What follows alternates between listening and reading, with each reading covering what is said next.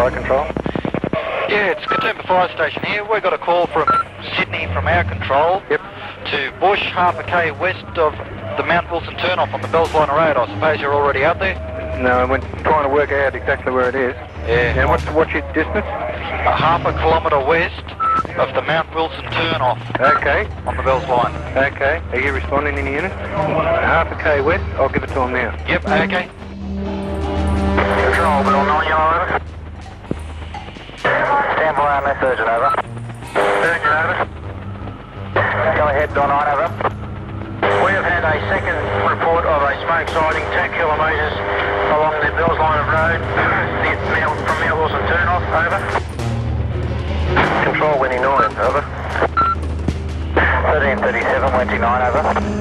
Here's control, that smoke sighting from where we are, it seems to be north of the grove, and it looks fairly fierce from the side, over. I read that it's on the north side of the grove and fairly fierce, is that correct, over? Affirmative, over.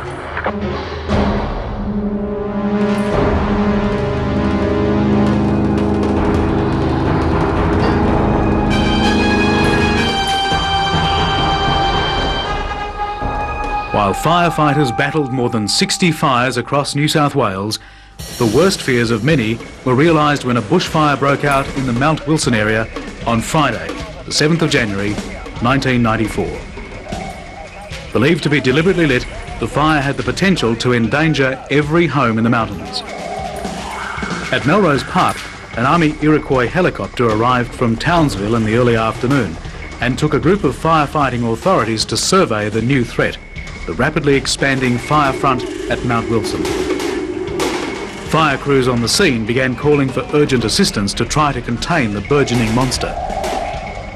Engulfed in thick billows of smoke, the Bells Line of Road was quickly closed to traffic. Backburning was begun in a futile effort to halt the devouring inferno, but later that afternoon it roared out of control across the Bells Line of Road and into the Gross Valley. It's gone too deep! Fall back. It's gone too deep, it's half a kilometre long. Let's turn around. We're pulling out. We have to pull back as far as we can. Thanks, it's got far too hot. Get out of there, mate. Don't stay in there, all the units on the Mount Charles end, you better start thinking about pulling back. No more lighting up, it's gone. All units in the Mount Charles area, pull out. Over. Get all the people up to the Gross Valley side. Let's turn around. Get out! Get out! The fire eventually spread from a half-kilometre front to a fierce conflagration nearly 10 kilometres wide and 35 kilometres long, stretching from Blackheath to the lower Blue Mountains. Proceeding unabated, it weaved its way through the rugged terrain throughout the night, one red front threatening the Mount Tomah region and another creeping 1.5 kilometres an hour to Falconbridge, where it emerged early on Saturday morning to menace houses in Gross Road and Chapman Parade. Hundreds of South Australian firefighters, having made the long 20-hour journey in their vehicles, had been directed first to Sutherland in Sydney and then came to help in the mountains.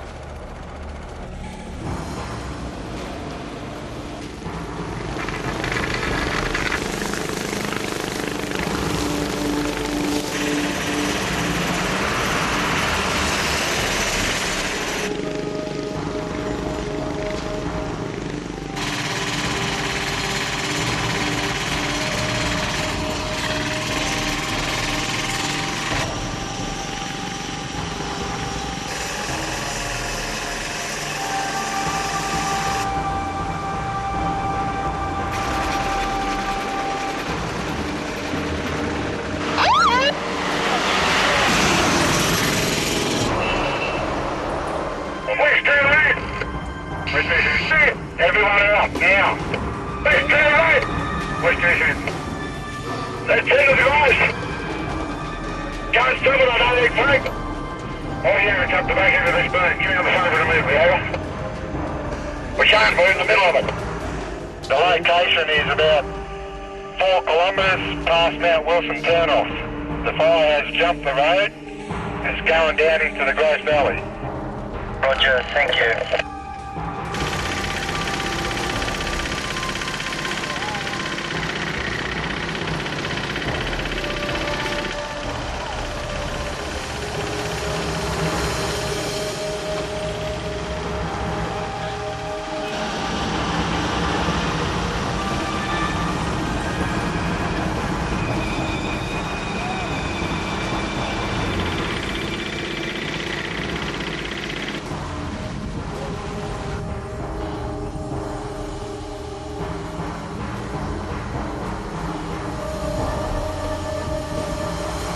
residents all over the mountains prepared their homes for the terrifying onslaught. Endeavour, Buckland and Springwood nursing homes were all evacuated. The elderly and frail residents moved to the safer ground of the naval base HMAS Nirimba at Quakers Hill and the RAAF base at Richmond. The Springwood Hospital transferred its patients to Lithgow Hospital and Governor Phillip Hospital in Penrith. As the fire marched on, many families packed their prized possessions and left, congregating at the Springwood Civic Centre and the Penrith Leagues Club. Other contingents arrived from Victoria, the Northern Territory, Tasmania and Western Australia. The State Emergency Services, Army, RAAF and Navy all prepared to wage war beside the locals in this part of the biggest firefighting operation Australia has ever seen. About 2:30 p.m. on Saturday, another suspicious fire started near Bilbon. A task force of 22 firefighting vehicles moved into that area. Meanwhile, a 3-kilometre front was moving ever closer to the towns of Winmalee and Hawkesbury Heights. Thick, choking black smoke, blotting out an angry red sun, reducing visibility to a minimum, produced an eerie scene as the fire bore down on Winmalee. Spare tanker. Sir, we request 2 extra tankers, possibly 3, for Crampton Drive and towards Linksview Road, all through Crampton and Nagle Avenue. There is only one waterboard tanker there with a small striker over a long stretch for property protection. A lot of houses in this area with a fire moving quickly towards this area. Ideal conditions for a firestorm. Dry, volatile bush, searing 40-degree heat, and Cyclone Force winds swirling wildly whipped the blaze into a frenzy. Suddenly, flames leaping 40 or more metres in the air surrounded the backyards and homes in Summerhays Estate, Whitecross Road and other nearby streets. Miraculously, no properties were lost. Firefighting appliances hold between 2,000 and 4,500 litres of water, but they can be emptied in just 3 minutes during an emergency. Chemical wetting agent was added to the water to increase its effectiveness.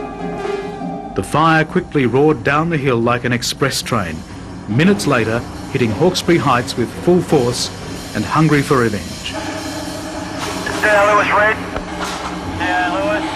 Yeah, I'm in Rob Street. We appear to be in the front of the fire front. I've got one bushfire tanker. The fire front's coming onto houses, not yet here, but the wind's certainly blowing in its direction, bringing the fire here. And we've got property zone.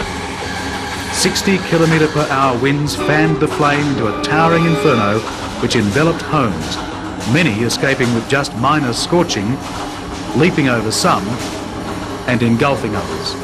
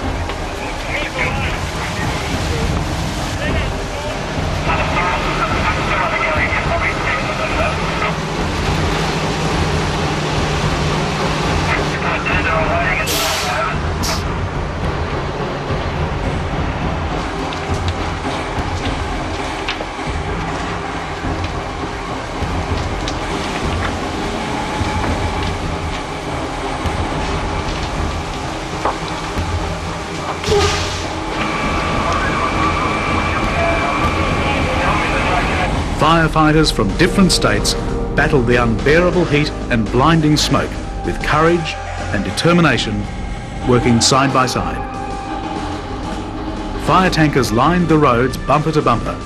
One unit became temporarily engulfed in a circle of flame. As the flames roared over them, it was like hell on earth, an experience many never want to repeat. Thanks to their incredible efforts, most houses were saved against phenomenal odds.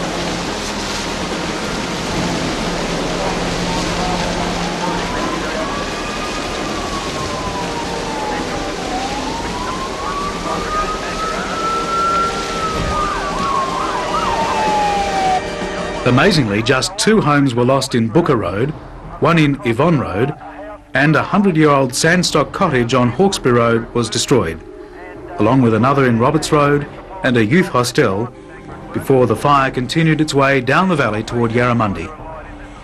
Cement trucks, milk tankers, even petrol tankers and effluent trucks were filled with water and brought into the fight. They were kept busy refilling the fire trucks as their supplies were quickly used up. Heartbroken residents, stunned and bewildered by the destruction, returned once the fury had passed, in some cases to charred ruins, precious possessions gone forever. Several lost sheds, fences, sun decks, gardens, and their children's playing equipment. I've never seen a fire like that come through. Unbelievable. Bushland, once lush and rugged, now on every side resembled an ashen desert, a war zone. Cooler weather arrived Sunday and backburns were begun, but erratic winds persisted in harassing firefighters. Forces battled to rescue the tiny township of Bilpin, population 404, as fire closed in on two fronts. We're packing up. We've got to move out of here and protect some houses and property further down. Can you make up at this point? Over.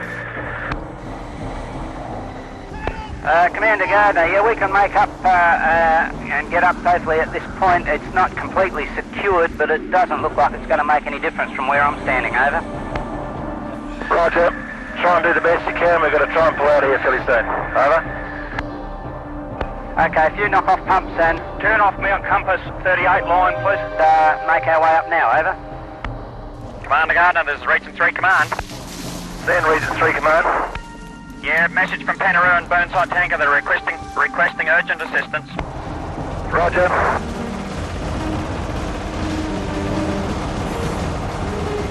Volunteer helicopter pilots made reconnaissance flights over the fire front, while others flew to nearby dams, constantly refilling 1,000-litre monsoon buckets to waterbomb the approaching fire flanks, wave after wave showering down, while the ground troops persistently forced back the flames.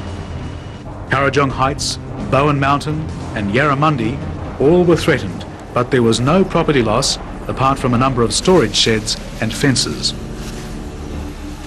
All day, firefighters chased the tail of the fire around Singles Ridge and the southern side of Winmalee.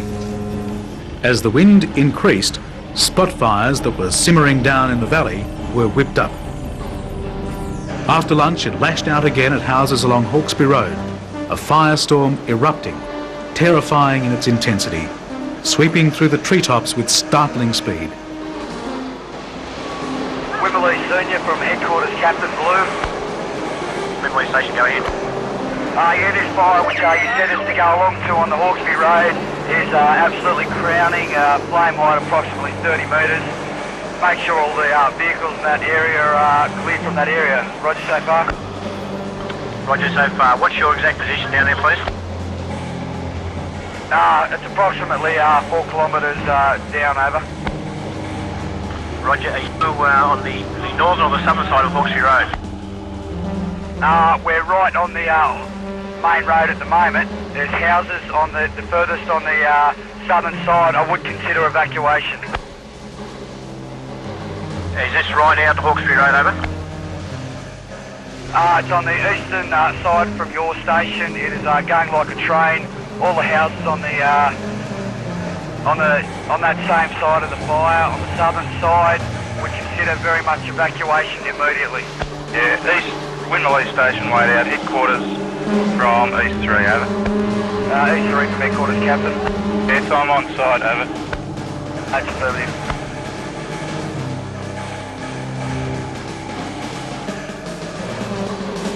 By all units, Central East 2 to forward control.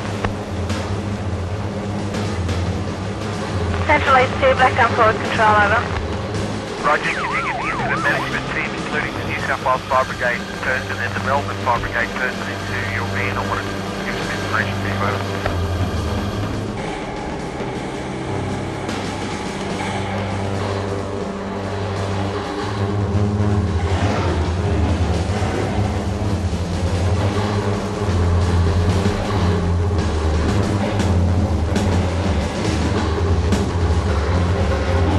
FDO2 from Comedy 2. Go ahead, over. We've had a couple of blow-ups here again. It's onto the road again, but there are other units here covering it, over. Yeah, received that. I'm down towards that blow-up. Actually, I'm going to put some units in behind some houses here. We're at one house at the moment, over. Yeah, received. Black 10-4, control Black 10 FCO2.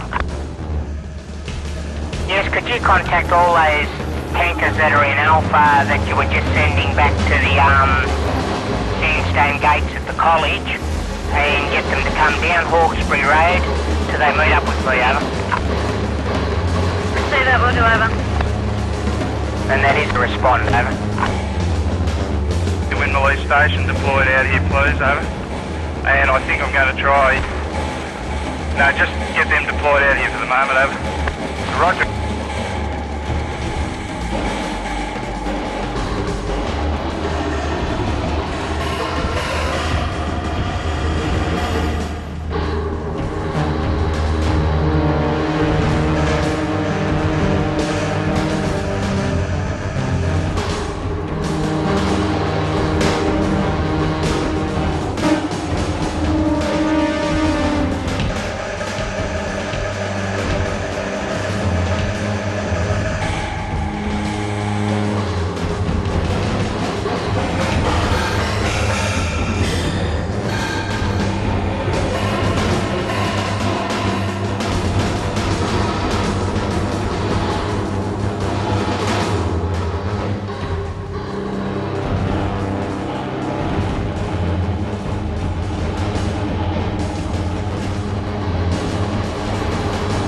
Campbelltown 9, Blacktown Forward Control, over.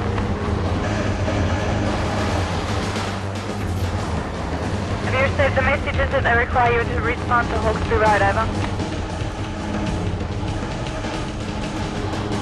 Over.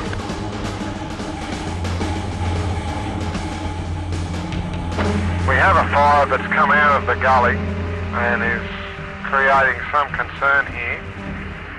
The Sierra group is at the northern end, the eastern end of the fire. We have numerous bush fire brigades at the western end of the fire. This is coming up out of the valley behind the houses in Hawkesbury Road. This could create a bit of a problem here, however there's a mile of appliance, over.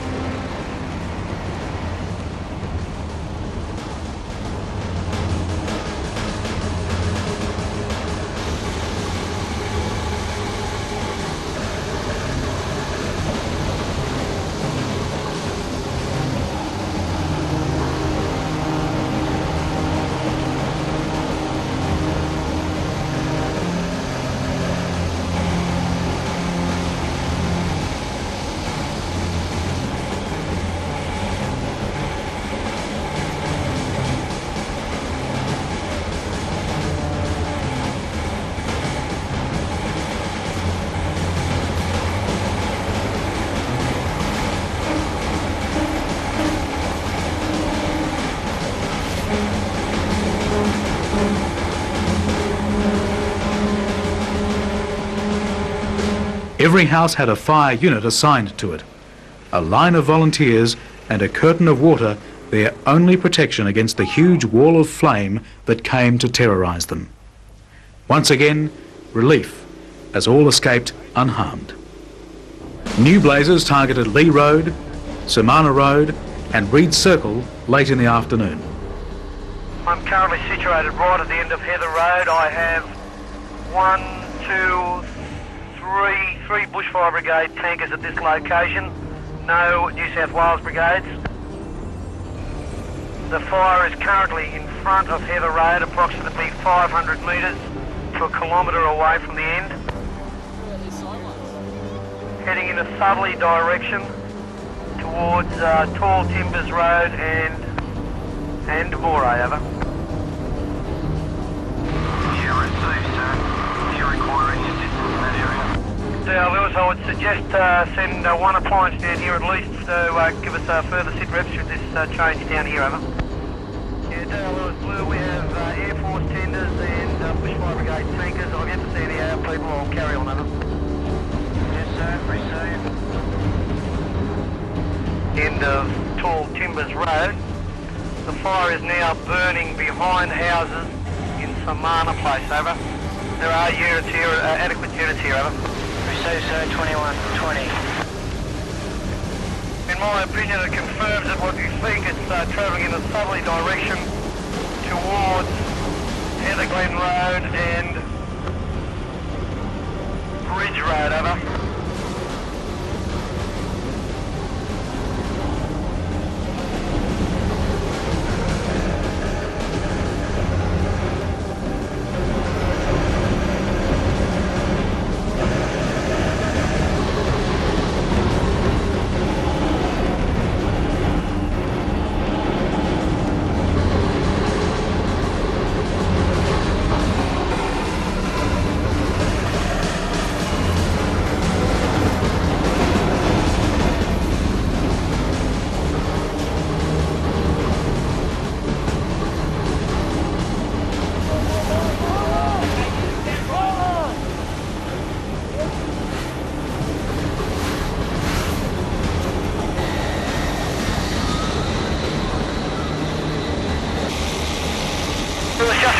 station, we've got the rat truck at work doing a good job wetting down the house roofing, over.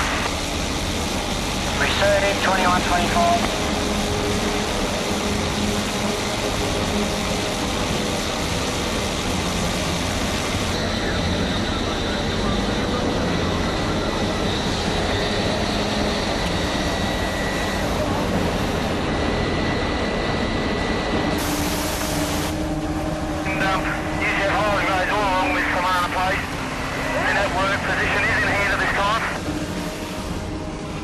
Making the most of a lull in the weather, fire crews began a backburning procedure at Blackheath on Sunday evening.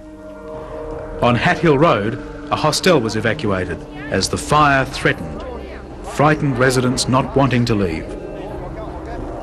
Mild conditions on Monday allowed a massive operation to contain the fire in Grouse Valley and prevented further destruction. Called a black line, the strategy was to create a burnt-out buffer zone between the main fire and thousands of homes.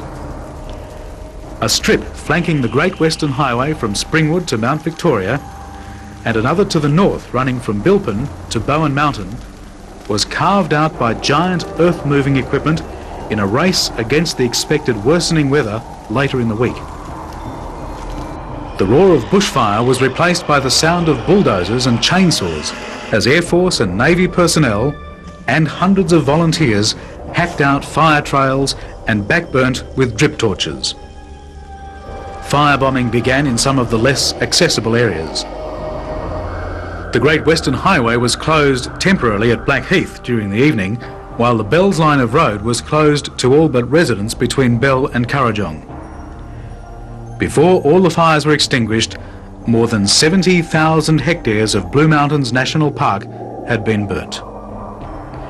The air was heavy with smoke and ash, resting like a grey blanket over the landscape, while the backburning continued, producing the highest pollution levels ever seen in Sydney.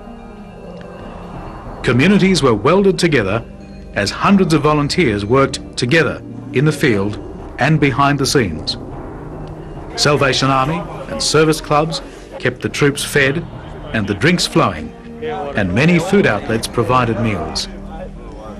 Having survived on an average of 3 hours sleep a night in an effort to bring things under control, the tension eased and fire crews were able to return home, having risked their lives in one of New South Wales' most dire emergencies.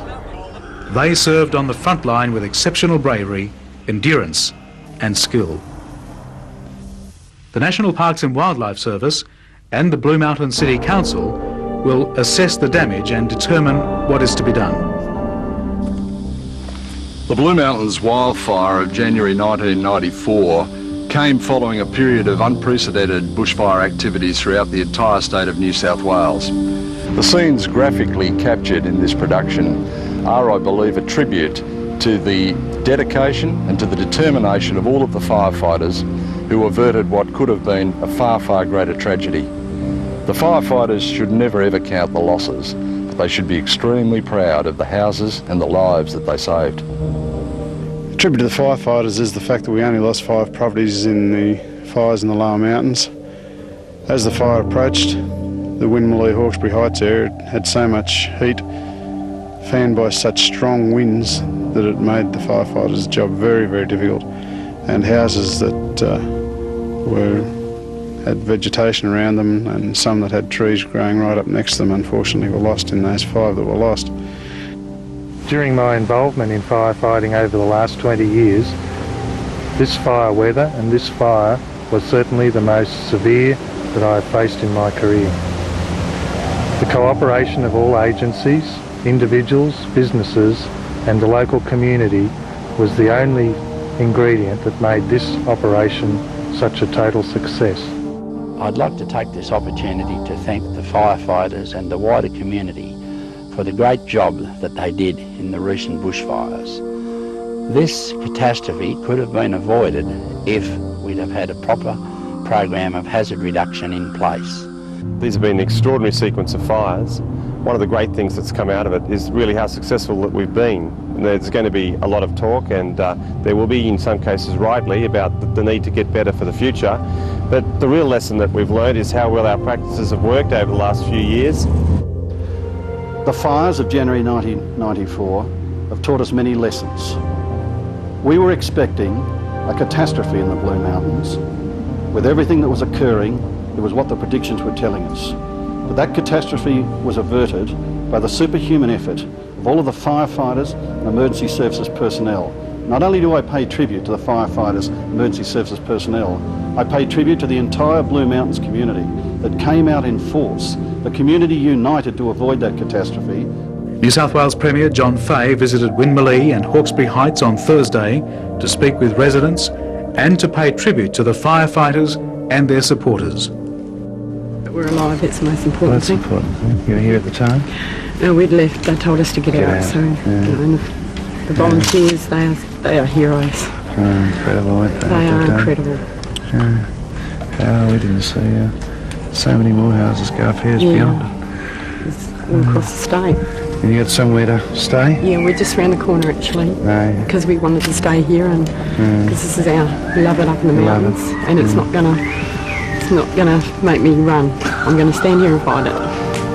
Like the wind, it was coming this way, and then the wind sort of swung around and then came over the road and down around the back. Just here, day 44. A lot of work to do, kids, to cleaning up. Yes, that's not good with the old kookaburra, is it? Oh, Barry, I can tell you something about it. Maybe even the dog, but not the birds. I'd like to take the opportunity to thank the community, because this brigade is a community organisation that without their support we couldn't have been able to function for the last week and a half. And we still have a lot of people to thank, but the community and the wider community. We've had offers of help from organisations, Mascot, Meadowbank Botany, people are donating equipment to help bring this up online, to all the people all over Australia who support us. Thank you very, very much. We got out lightly. Well, thank you very much. Obviously you're showing great courage as well, and all of this effort, of course, has meant that you've still got a community left, I think. In the aftermath, and certainly during the terrifying wildfire, many people resorted to prayer. Public parades and services of thanksgiving were held at a number of centres.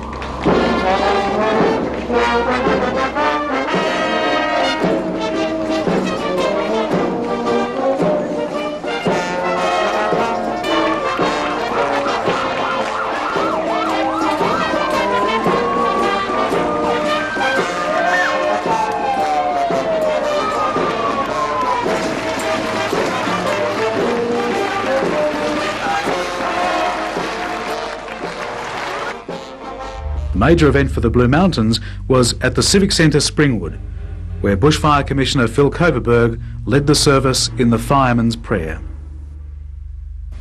Please join with me in the traditional firefighter's prayer. When I am called to duty, God, wherever flames may rage, give me strength to save some life, whatever be its age. Help me embrace a little child before it is too late, and save an older person from the horror of that fate. Enable me to be alert and hear the weakest shout quickly and efficiently to put the fire out. I want to feel my calling to give the best in me, to guard my every neighbour, protect his property, and if according to your will I have to lose my life, please bless with your protecting hand my children and my wife. If this video does nothing more than to vividly remind people how horrifying wildfire is in the Blue Mountains, and to remind them to always be well prepared, then it will have achieved its major aim. Let us never forget.